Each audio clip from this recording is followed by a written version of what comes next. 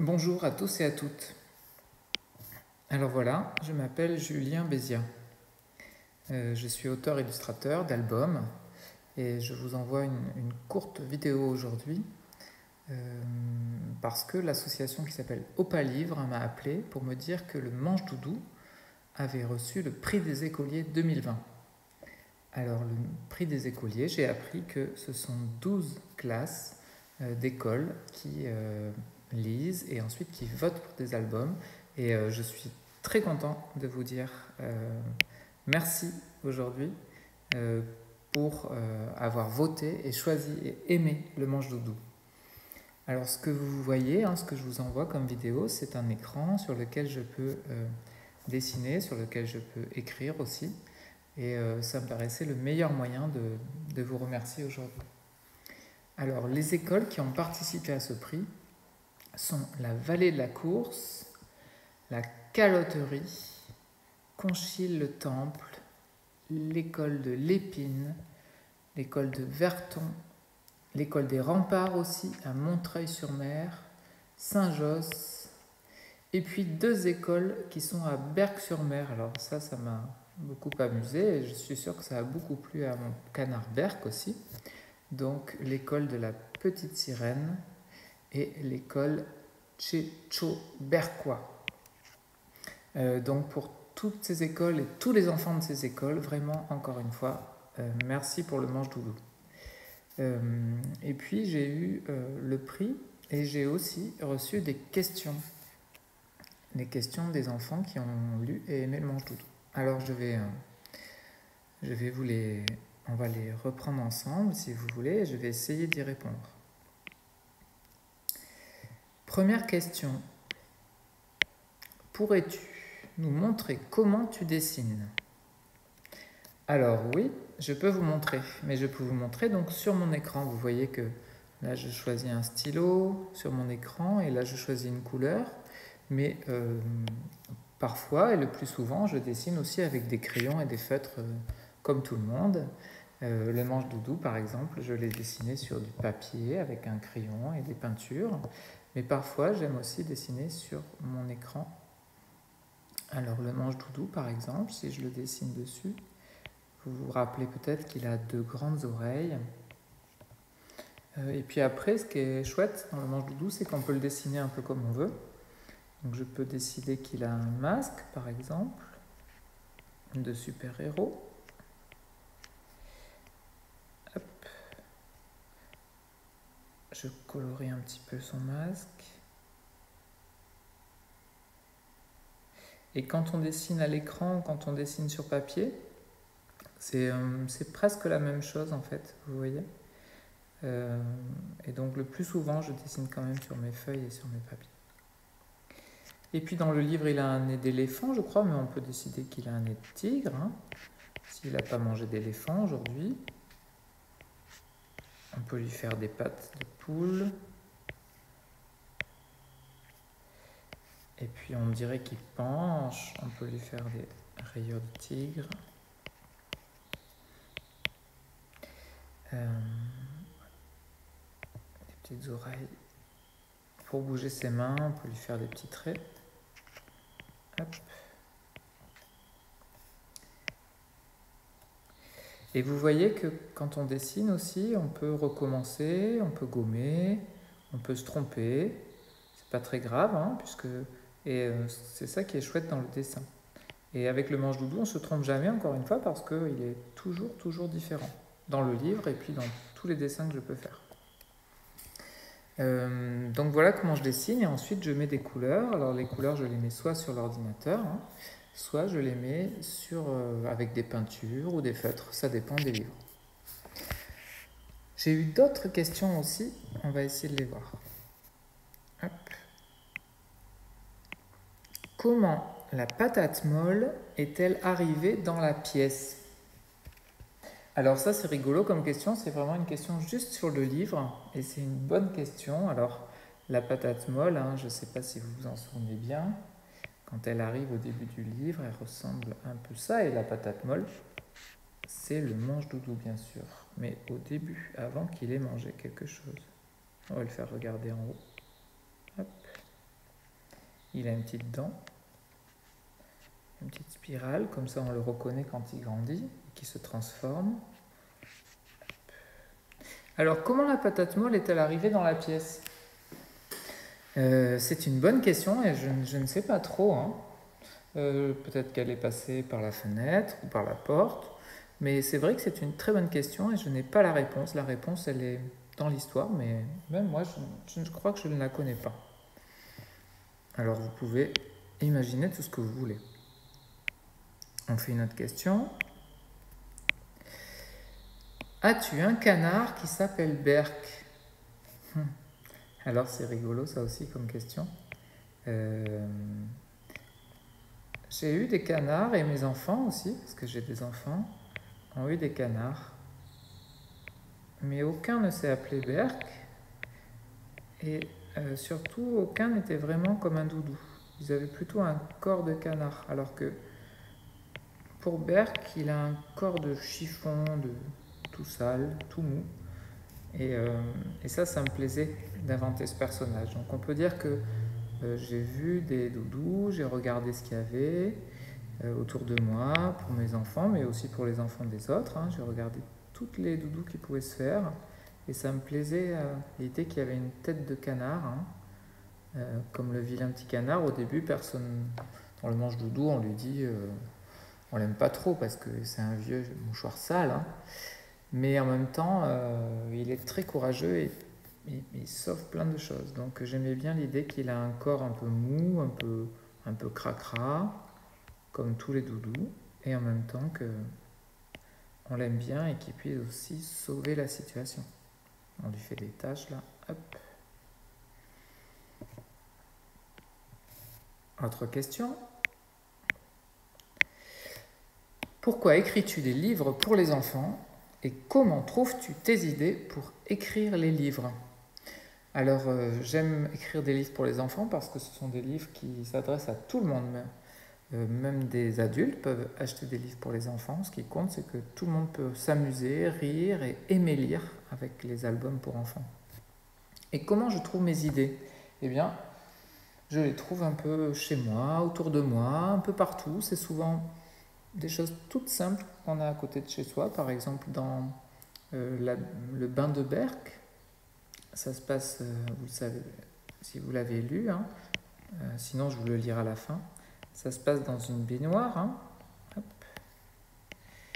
Et dans cette baignoire, il y a un robinet, hop. Et puis il y avait un bord de baignoire. Enfin, une baignoire, c'est quelque chose qu'on a des fois dans la maison, ou des fois on a des douches, avec des petits jouets de bain sur le côté. Mais ce qui me plaît, c'est que me dire que dans la baignoire, il peut y avoir toutes sortes de choses. Il peut tout à coup y avoir de la mousse, ça peut devenir une mer de brume, le robinet, ça peut devenir un plongeoir, il peut y avoir des tempêtes dans la baignoire, comme dans l'océan. Enfin, on peut imaginer toutes sortes de choses. Et ça, ce sont les enfants qui s'amusent à imaginer tout ça. Quand vous jouez, vous pouvez imaginer que dans votre baignoire, c'est la tempête, ou c'est la mer, qu'il y a des bateaux de pirates. Et bien, les gens qui font des livres, ils font un petit peu comme vous, sauf qu'ils les écrivent et ils les dessinent.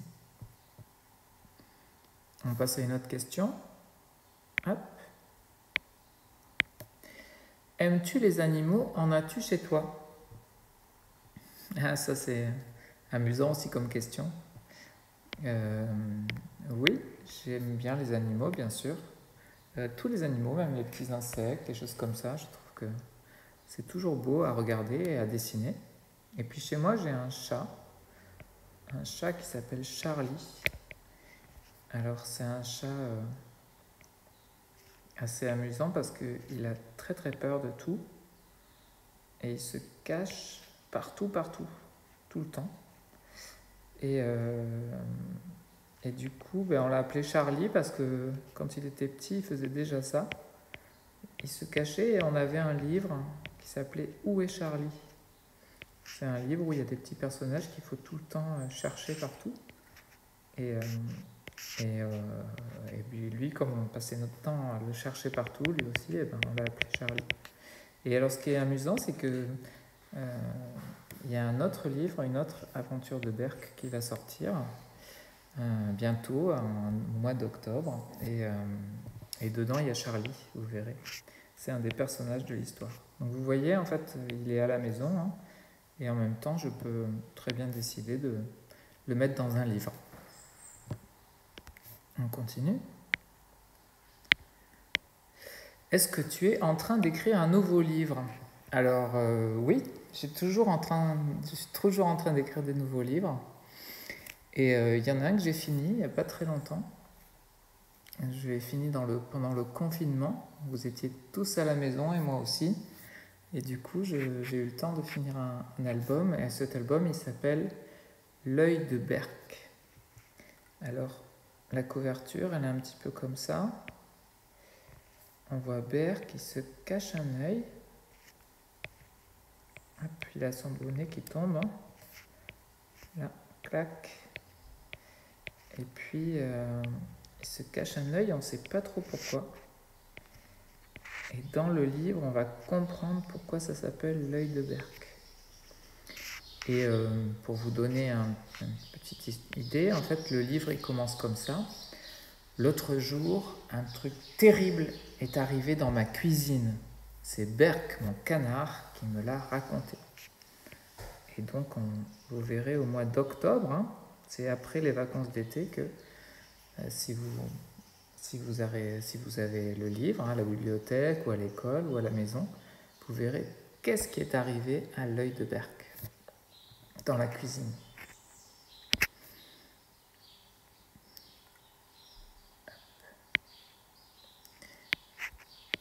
Je regarde. Ah, mais non, c'était ma dernière question.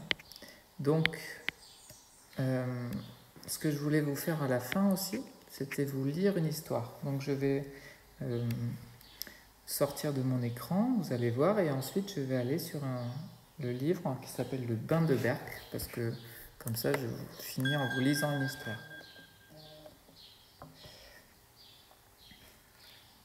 Alors, hop. Vous entendez peut-être les oiseaux derrière moi?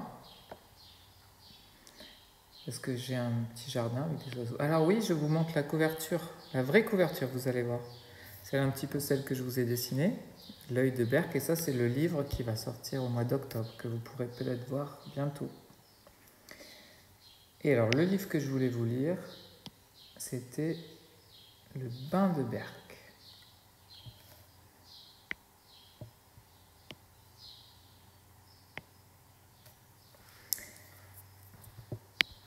Vous êtes prêts? On entre dans la pièce. L'autre jour, un truc terrible est arrivé dans mon bain. C'est Berck, mon doudou, qui me l'a raconté. J'ai posé Berck sur le bord de la baignoire. Puis, je suis allé jouer dans ma chambre le temps que l'eau finisse de couler.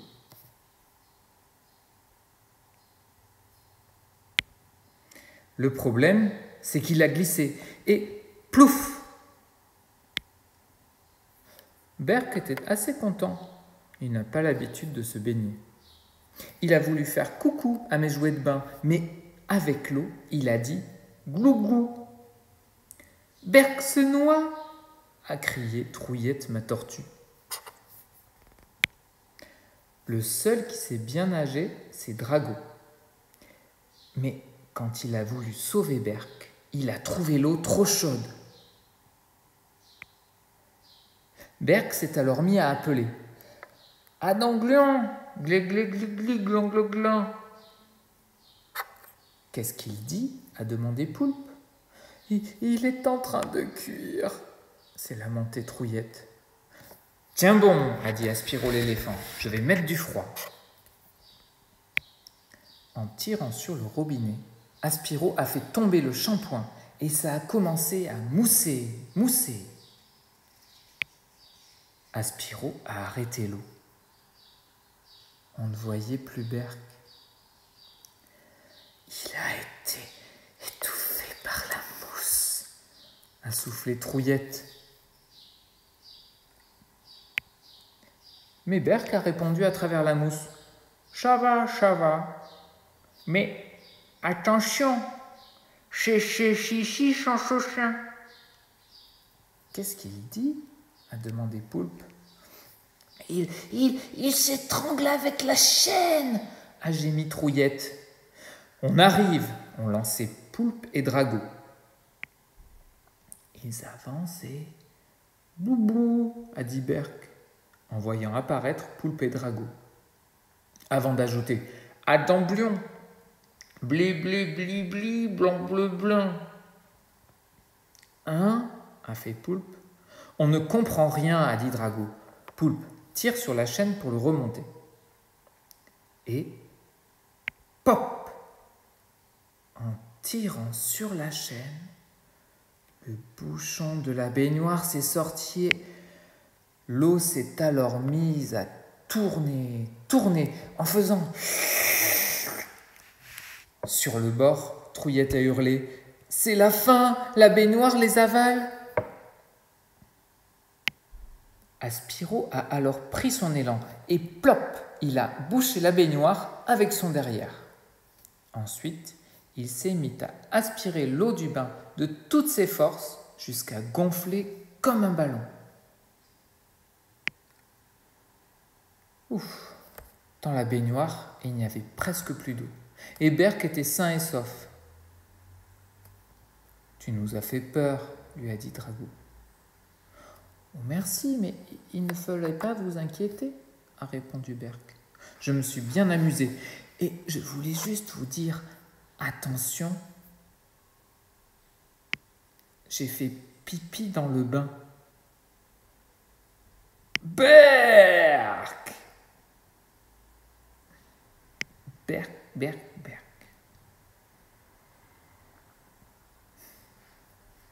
Et voilà. Je vous souhaite à tous un très bel été, de très bonnes vacances. Et puis je vous dis encore merci. À bientôt.